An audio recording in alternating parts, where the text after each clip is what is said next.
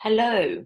This video will explain the different ways that we can measure development. And again, this is a lesson, this would be around the second lesson of the Edexcel global development topic. We're going to look at 4 different ways of measuring development. Now, this goes beyond just looking at economic measures of development. GDP is often used as a kind of simple way of saying, okay, this country is developed, this country is developing. So by comparing, say, like we did last time, we looked at some sub-Saharan African countries and compared their level of development to the UK, when actually development is much more complicated than just money, and money can often hide inequalities within a population. So HDI, Human Development Index, looks at social indicators such as mean years in schooling and life expectancy, and combines this with GNI. So we're going to look at that today. Gini Index measures inequality, so the difference between rich and poor in the country and the sort of gap between them, the richest and the poorest. And the Corruption Perception Index is literally looking at how politicians either take money or they rig elections. They do things which mean that the running of the country is less effective. So quick recap, pause for a minute, and I would like you to recap the types of development we looked at last lesson and an example that goes with that type of development, maybe a factor that affects it, or an example of maybe a project that would maybe improve this type of development, that kind of thing. Okay, hopefully you pause. The type of development, the first one is cultural.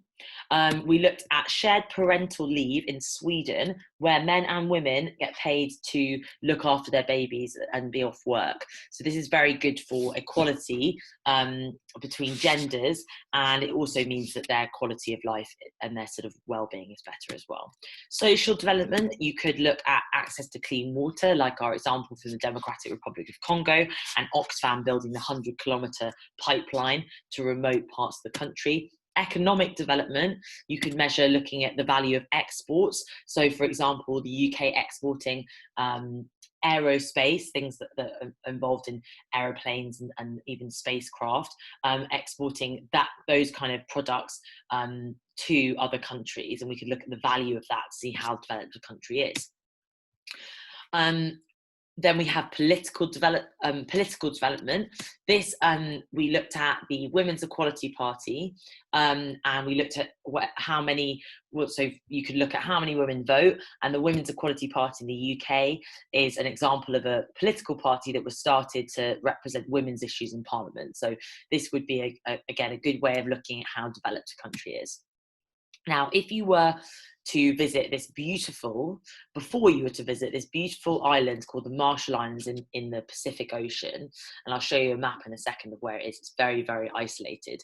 What would you need to know about this beautiful coral atoll to know how developed it is? Pause the video or just think in your heads. Okay, hopefully having looked at the different types of development last lesson, you were thinking of more than just money, okay? My favourite Jessie J song, love that song. And this could involve things like services, so looking at, for example, oh, pardon me, 1 second, let me move the chat. This could look at services like health and education services. You could also consider people's feelings of safety. Do they feel safe to move around streets?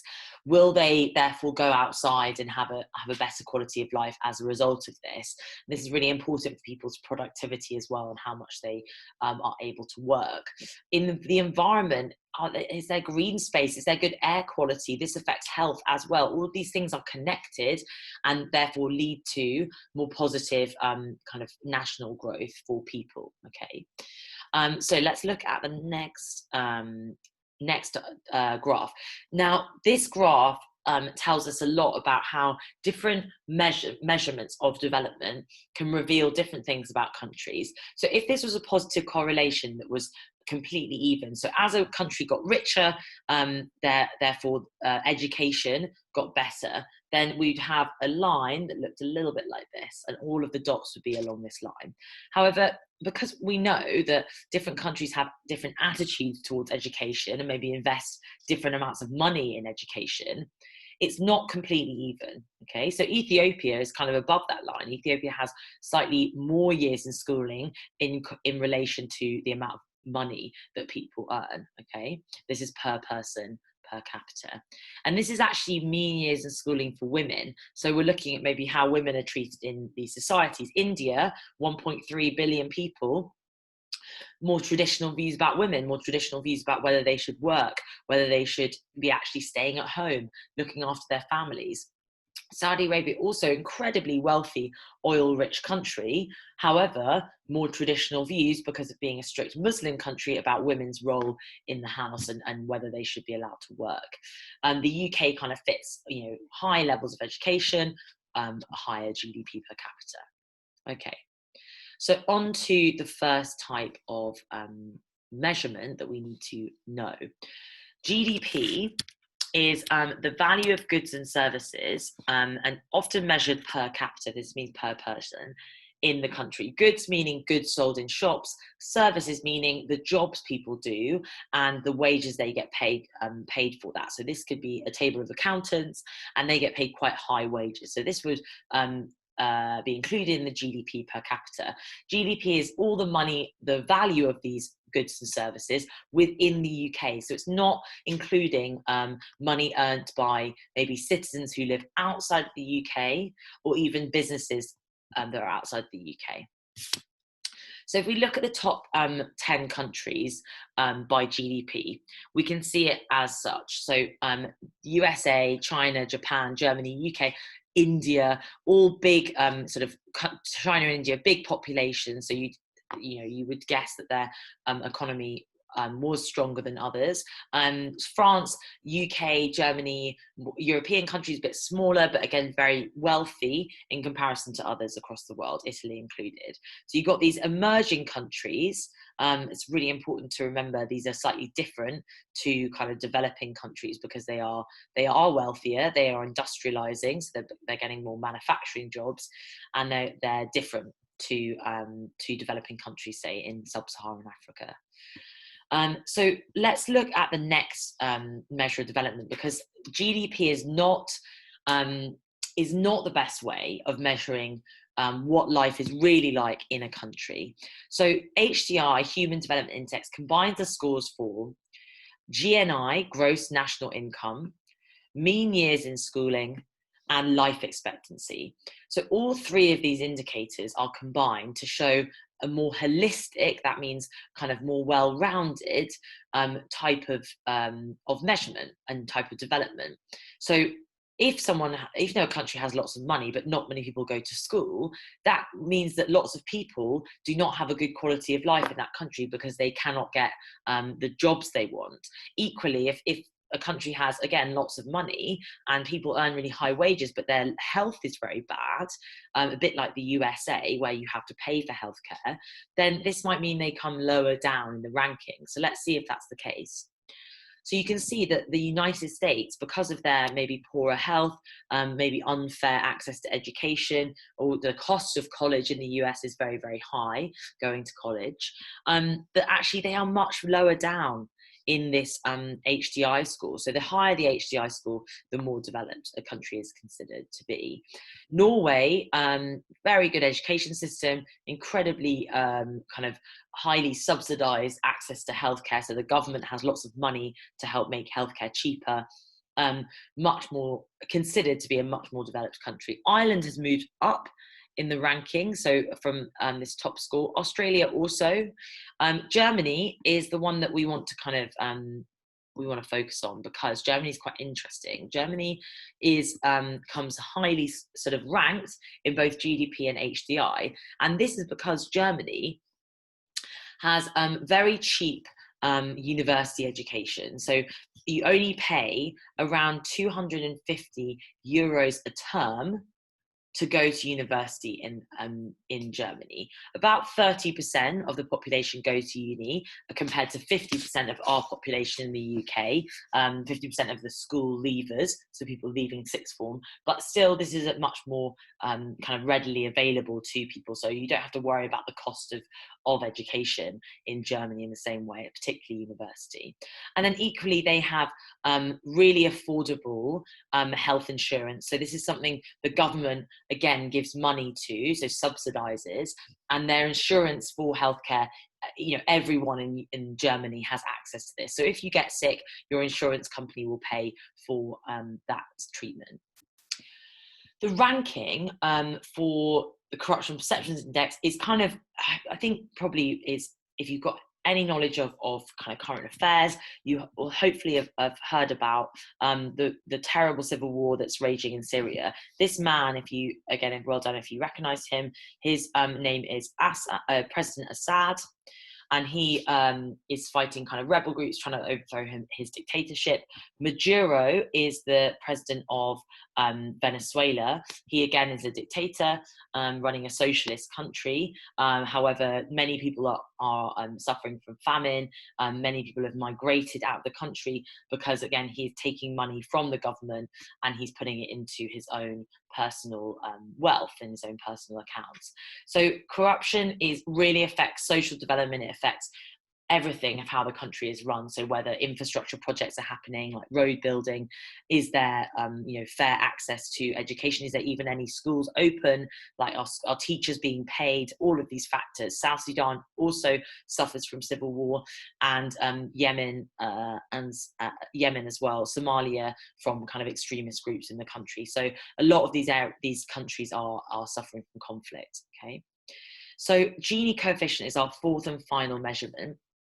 This is a way of measuring how equal a country is or unequal. So if the score for Gini coefficient is higher, is a really high value, then it means the greater the inequality. So it means it's a very unequal place. So you can see that if very few people in the country own a lot of the wealth, so they earn a lot of money, and then a lot of people earn a much smaller amount between this large group of people, then this makes it a much more unequal country, and therefore a less equal and less kind of happy place to live.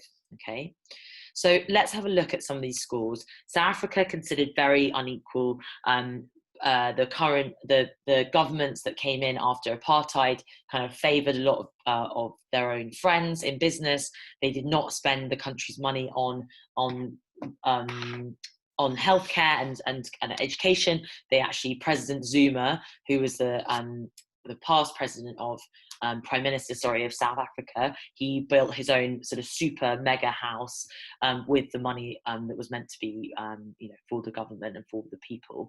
So a very highly corrupt country and very unequal place. So big difference between people who own business, and they're often kind of given, bribes and kind of contracts through politicians. Okay, Namibia, Zambia, Lesotho, Mozambique, all southern African countries, again, very unequal places, rich businessmen with then large populations of poor people. Brazil also, and you'll know this from looking at Sao Paulo, very unequal place, very divided society. Not much, link in the top corruption rank, but again, this might be a sign of this is a sign of how we need to use different measurements to then make a kind of overall judgment about how a country, how developed a country is. So just a quick recap, see how much you've remembered. The four measures of development that we've looked at are GDP, gross domestic product, HDI, Human Development Index, Gini Index, and the Corruption Perception Index. Okay, Gini looking at the inequality within the country. So if you were to consider the inequality in South Africa, how would you measure this? Pause the video or think in your head. You would use the Gini Index. Well done if you got that right. If you were to, if you were to be looking at how much money is earned by rice farmers working in India, and the number of people earning this amount of money, what measurement would this relate to? This would be the GDP, the gross domestic products. This combines not only goods, but also services. So a person who's working on a farm is picking the wheat in this photo. So she's providing a service. Okay, if you were trying to measure whether people, or you wanted to kind of try to incorporate whether people have access to clean water in a country, what measurement would you use for this? Okay, this would be included in the HDI, the Human Development Index. This would affect people's life expectancy because illnesses like dysentery and cholera can lower your overall life expectancy in the future. Okay, the final one is, this is a line of people voting in Zimbabwe. Zimbabwe used to be run by a dictator called Robert Mugabe. So you can think about what measure would this be? This would be the Political Corruption Index. Okay, so want something to have a think about before our next lesson. Where in the UK would you have to live to earn the highest wages? Come with your ideas to next lesson. Think about why this might be, why people in a particular part of the country might earn more than people in another part of the UK. Thank you very much for watching this video. I hope you found it interesting and informative, and I hope you now feel more confident explaining to people why development is more than just money, why we need to consider more than just the amount of money in the economy and earned by people in the economy. Okay, take care and see you soon.